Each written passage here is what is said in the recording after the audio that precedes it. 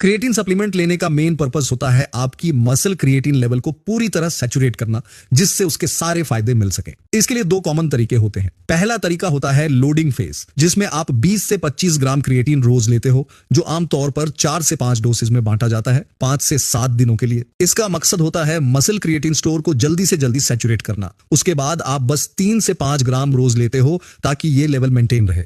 दूसरा तरीका यह है कि लोडिंग को स्किप कर दो और बस सीधे 3 से 5 ग्राम क्रिएटिन रोज लो। इससे सैचुरेशन में टाइम जरूर लगेगा, लेकिन लॉन्ग टर्म में इसका कोई फर्क नहीं पड़ता। जैसे अगर आप 3 ग्राम रोज लेते हो तो मसल स्टोर्स लगभग 28 दिनों में सैचुरेट हो जाएंगे, और अगर 5 ग्राम रोज लेते हो तो ये करीब 14 दिनों में हो सकता है। आप जो तरीका कन्वीनियंट लगे वो चुन सकते हो। दूसरा तरीका थोड़ा सस्ता भी पड़ता है, क्योंकि लोडिंग नहीं करनी होती। क्रिएटिन से कुछ लोगों को माइल्ड गैस्ट्रिक प्रॉब्लम्स होती हैं, और ये ज्यादा डोज जैसे लोडिंग फेज में लेने पर ज्यादा हो सकती है। तो ऐसे केसेस में दूसरा तरीका लो डेली डोज बेहतर हो सकता है। जब लॉन्ग टर्म में 3 से 5 ग्राम डेली डोज को कंपेयर किया गया तो एक रिसर्च पेपर ने पाया कि स्ट्रेंथ गेन लगभग सेम होती है। तो 3 ग्राम रोज लेना मेजॉरिटी लोगों के लिए इनफ हो सकता है। एक पुरानी स्टडी ने यह भी दिखाया था कि 2 ग्राम क्रिएटिन रोज लेना मसल क्रिएटिन लेवल को मेंटेन करने के लिए काफी है लोडिंग के बाद। यह बात भी सपोर्ट करती है कि लो डोज ज्यादातर लोगों के लिए सफिशिएंट होती है। हालांकि जिनका बॉडी साइज बड़ा है उन्हें 5 ग्राम के करीब डोज से ज्यादा बेनिफिट हो सकता है। अगर आप बॉडी मास के हिसाब से देखना चाहें